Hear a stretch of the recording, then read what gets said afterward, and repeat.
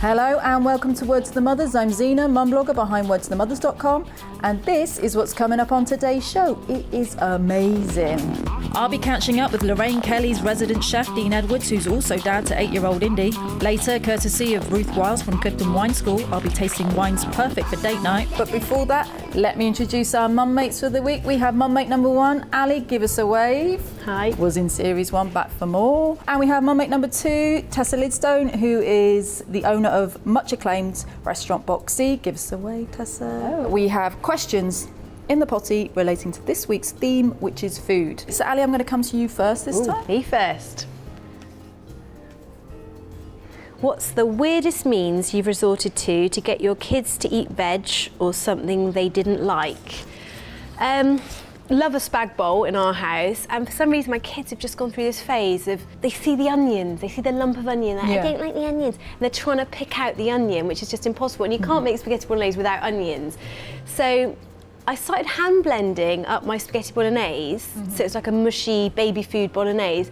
It's actually really nice. I've started eating it myself, and it's also a great way of whacking in courgettes and mushrooms that they definitely don't like. They always have a phase, isn't it? I don't like lumps. I don't like it when I can see. But not so much lumps, but just they're so smart. And they're like, has this got courgette in? No courgette here. No, like, I pretend it's cucumber. They know. They totally know. I try and blag a courgette as a cucumber, but they know, yeah. Tess, shall we come to you? Yeah.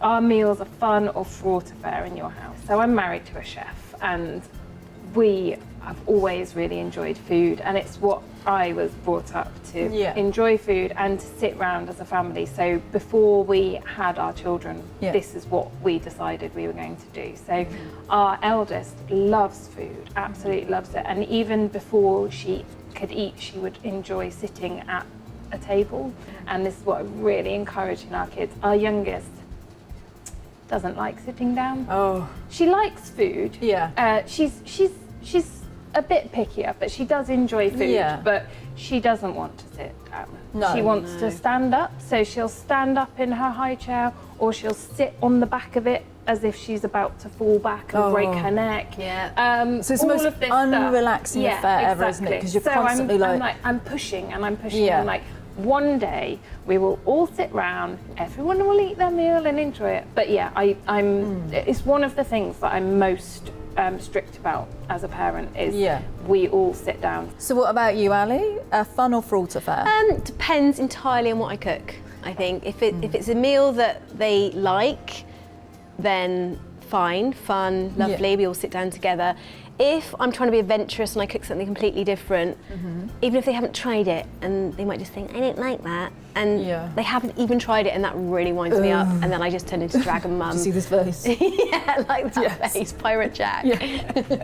This is how meal times go. That just really stresses me out, because I've cooked, really worked hard, trying to be clever, trying to do something out of the box. It's not fun at all. Okay, shall I pick out mine?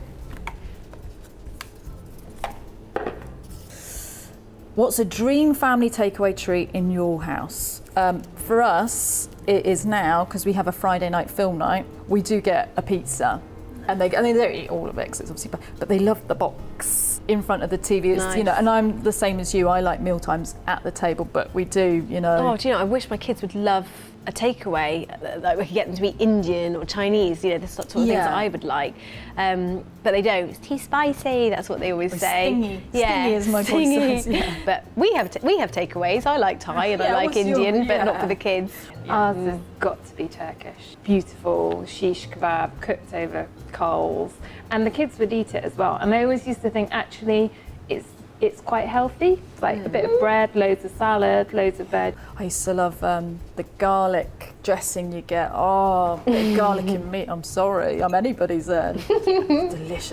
Absolutely. Shall we have a toast? Yeah. Here's to wine making everything taste better. Cheers. Cheers.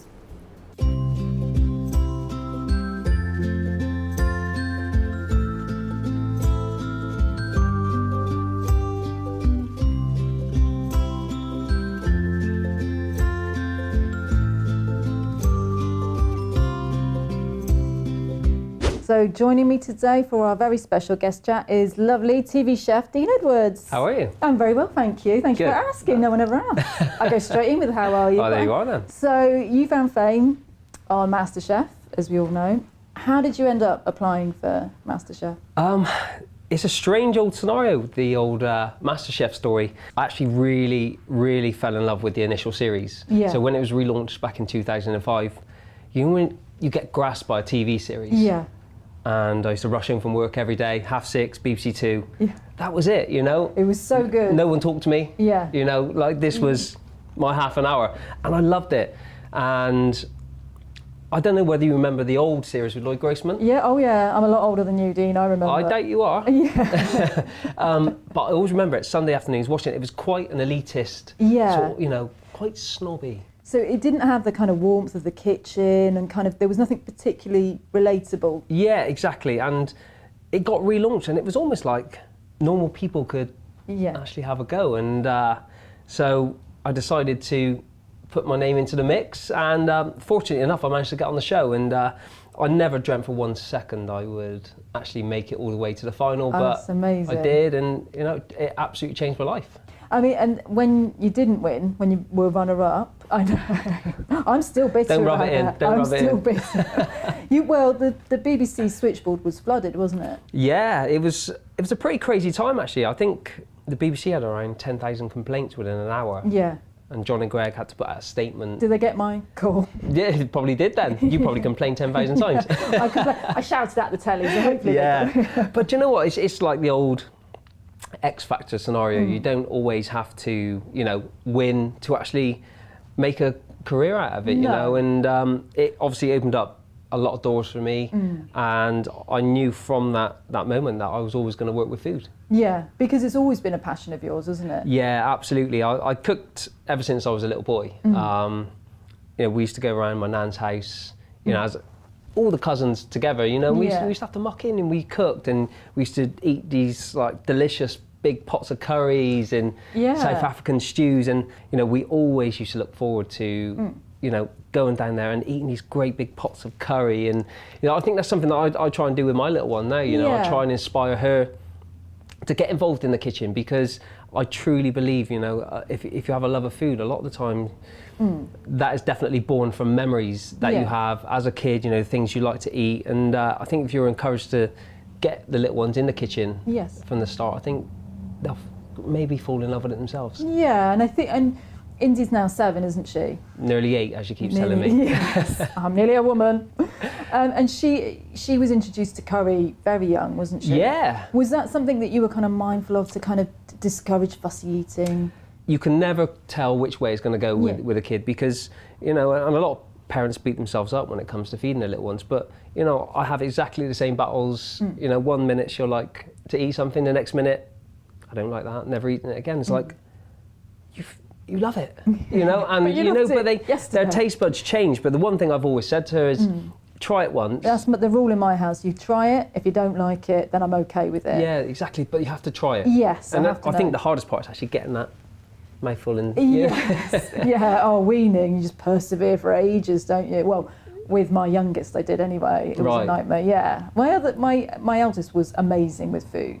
There's nothing nicer than having a kid that's got a good appetite. It's nice to kind of be able to go places where you don't feel intimidated that she's not going to eat certain things on the menu. Yes. You're not always having to look for a children's menu as being in part of it. Yes. I think obviously the worst part is her favourite food, steak. Now you cannot go in a restaurant and get a children's steak.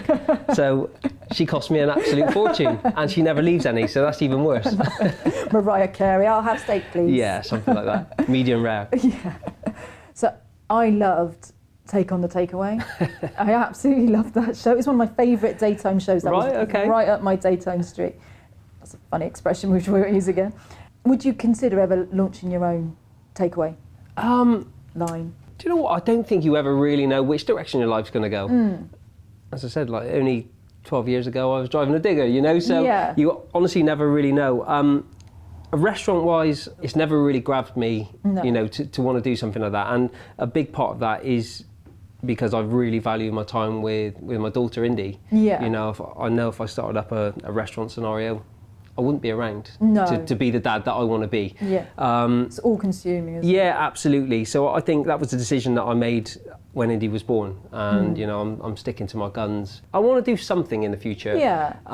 Never say never. Never say never, but yeah, you know, I like eating takeaways, but maybe I'll leave that to the other people to cook for me. So you mentioned cooking on Lorraine. Have you had a favourite guest you've cooked for on Lorraine? David Jason. Oh, Monster. Oh, Del Boy. Yeah. I actually cooked him once too. I had to, didn't I? Time for a quick break, but don't go away because there'll be more from Dean in part 2.